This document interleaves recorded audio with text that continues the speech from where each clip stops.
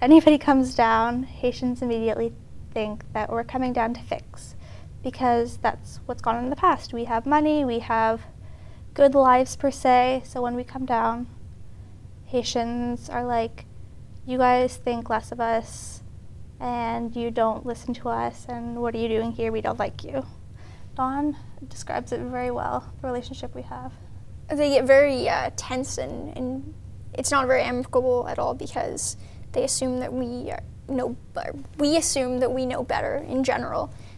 But actually their way of doing it is how they do it, and it's most respectful to come in and ask how we can help instead of taking over and doing things ourselves, because it's their country, so we should be respectful of how they do things, which is something that we wanted to kind of work on, improving that relationship as Canadians with Haitians.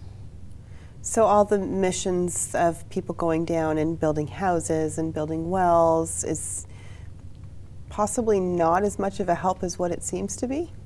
No, it really isn't. At times, like, it is necessary, but what is more necessary is to go down and ask what the Haitians actually need, because that doesn't happen often.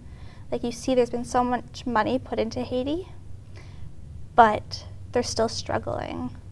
You actually gave a good example off camera about rice. Yes.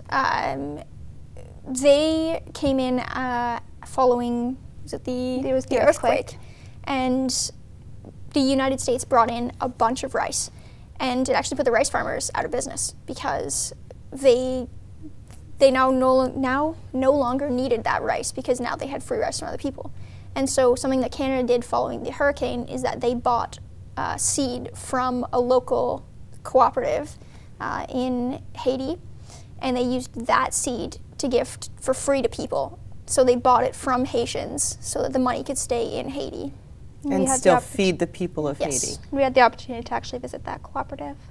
And what was their response to that? Did they talk about that? They did. They're very proud of that fact, because it's a purely Haitian-run cooperative. So they were very proud of the fact that they were able to benefit the country, as well as be able to work, be able to have a job.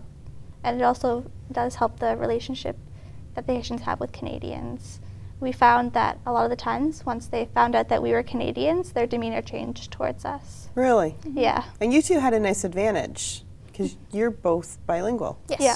So the moment they hear that we speak French as well, it was a lot of opportunity for conversation. Because Creole is their main language, and some of them know English to an extent, but almost everyone knows some degree of French.